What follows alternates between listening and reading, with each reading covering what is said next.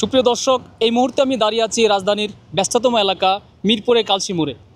এখান থেকে আমরা দেখানোর চেষ্টা করব যে রাস্তার আশেপাশে কত ময়লা আবর্জনা পড়ে আছে এবং রাস্তার আশেপাশে মানুষের যাতায়াতের পথচারীদের কতটুক দুর্যোগ হচ্ছে সেটা জানানোর চেষ্টা করব আজকের এই ভিডিওর মাধ্যমে। দর্শক, এই মুহূর্তে আমি দাঁড়িয়ে আছি রাজধানীর ব্যস্ততম এলাকা মিরপুর কালসি মোড়ে। এখানে আমরা একটা ময়লার স্তূপের দেখতে পাচ্ছি রাস্তার পাশেই, যে এই ময়লার স্তূপের পাশ দিয়ে সাধারণ মানুষ হেঁটে যাচ্ছে। সাধারণ মানুষের কতটুকু দুর্ভোগ পোহাইতে হয় সেটা এই ভিডিওর মাধ্যমে আজকে দেখানোর চেষ্টা করব। এই এলাকার রাস্তাঘাটে ময়লা আবর্জনা ঘটনাগুলো যে যারা এগুলো ব্যবস্থাপনায় আছে তারা যদি ময়লাটা ফেলানোর ব্যবস্থা না করে দেয় তো এই লোকগুলি ময়লাটা ফেলাবে কই?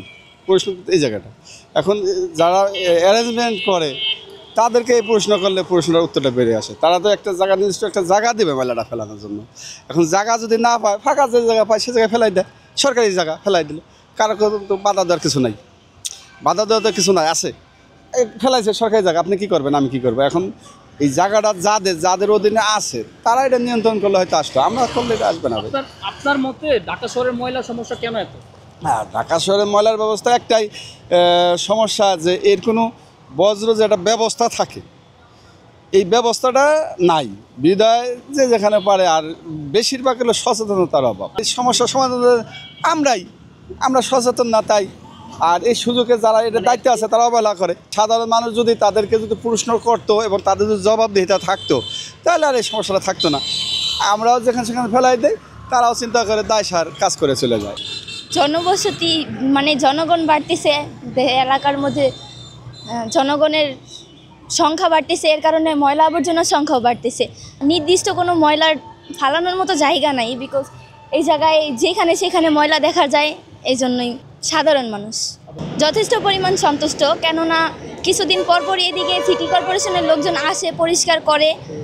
তবে সম্ভব হয় না, সব তো পরিষ্কার করা সম্ভব হয় না, যথেষ্ট পরিমাণ তারা পরিষ্কার করে। গত সমাধান করতে সবাইকে সচেতন করতে হবে। সচেতন করলে ওদেরকে এই ময়লাগুলি যে যথাযথভাবে না ফেলা হয়, একটা নির্দিষ্ট জায়গায় ডাম্পিং করলে ওইখান থেকে দ্রুত এটাকে সরাইতে হবে। যে কোনো জায়গায়, একটা ভালো জায়গায় যেখানে মানুষের চলাচল কম, সেই জায়গার মধ্যে এটি ডাম্পিং করতে হবে এবং এটার থেকে কিভাবে কি উৎপাদন করা যায়, পরিবেশ বান্ধব হয়, সে একটা ব্যবস্থা করতে হবে। সেটাকে রক্ষণাবেক্ষণের জন্য পর্যাপ্ত মানুষ লোকবল নিয়োগ করতে হবে। কারণ আর আমাদের মানুষের মধ্যে সচেতনতা তৈরি করতে হবে, অ্যাডভার্টাইজ যেতে হবে যে আমরা এইটা সবারই, আপনার আমার সব প্রত্যেকেই, এটা আপনার একার পক্ষে বা সরকারের পক্ষে সম্ভব নয়। সবাই সচেতন হইতে হবে যে আমি এখানে একটা কলা খেলাম, শুকলাটা ফেলে দিলাম, এখানে ফেলা যাবে না। এটা একজন যে কোনো হুজুট খেতে পারে, বা ময়লা আবর্জনা ডাস্টবিন বা দুর্গন্ধ বেরোতে পারে, একটা ময়লা, একটা পলিথিন, এইগুলিও আমাদের একটা নির্দিষ্ট ডাম্পিং, তার আগে গভর্নমেন্টে একটা নির্দিষ্ট ডাম্পিংয়ের ব্যবস্থা করতে হবে প্রত্যেকটা রাস্তার মোড়ে মোড়ে।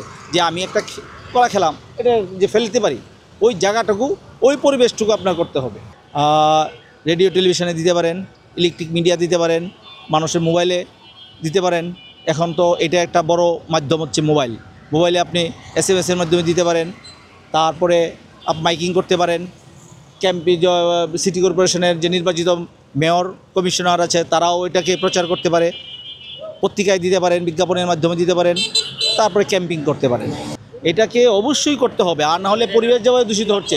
দেখেন অনেকেই এটার থেকে মানে আপনি তাৎক্ষণিক হয়তো বা এটার রেজাল্টটা, এটার প্রতিক্রিয়াটা পাচ্ছেন না, যে বিষক্রিয়াটা পাচ্ছেন না। 2 দিন পরে দেখা যাচ্ছে যে আপনার বাসায় ফ্যামিলিগত প্রবলেম হচ্ছে, রাস্তা দিয়ে কেউ যেতে পারছে না, দুর্গন্ধ, আশেপাশে অফিস থাকতে পারে না, বাসায় দুর্গন্ধ যাচ্ছে। এই যে যেমন হাঁটতেছি, দুর্গন্ধে আমার মানে অনেকে নিঃশ্বাস নিতে পারছে না। এটা ইন ফিউচার এটা ক্ষতি, এটা ইন ফিউচার অনেক ক্ষতির কারণ হয়ে দাঁড়ায়। এটা ভাষা প্রকাশ করা যাবে না কতটুকু ক্ষতি হচ্ছে। না পর্যাপ্ত ডাস্টবিন নাই, বা এই যে এটাকে ফেলে দেওয়ার জন্য যে ডাস্টবিন তৈরি করার, এইটা পর্যাপ্ত না, নিয়মিতরা কাজ করে না, ওরাও অলস। 1, 2 নম্বর, ওদের ভিতরে একটা সচেতনতা করতে হবে এবং তাদের আর এটাও তাদেরও পক্ষে সম্ভব হয় না। লোকবল আপনার আরও বাড়াইতে হবে। কারণ আমি একজনকে দিয়ে দিলাম, এই মিরপুরের 10 জন, যেখানে 100 লোকের দরকার, এখানে আমি 10 জন লোক দিয়ে দিলাম, তার পক্ষে শোনা যায়, তাহলে সেও এরকমই আপনার মিসগাইড করবে। বুঝতে পারছেন? সময় দিতে পারবে না, বা সময় দিলেও তারও তো একটা জীবন। আপনার কি কোনো উপদেশ দেওয়ার আছে কিনা? আমার উপদেশ বলতে, এই যে আগেই বললাম, ক্যাম্পিং করতে হবে, মানুষকে সচেতন করতে হবে সবার আগে, তারপরে পর্যাপ্ত পরিমাণে ডাম্পিংয়ের ব্যবস্থা করতে হবে এবং লোকবল বাড়াইতে হবে।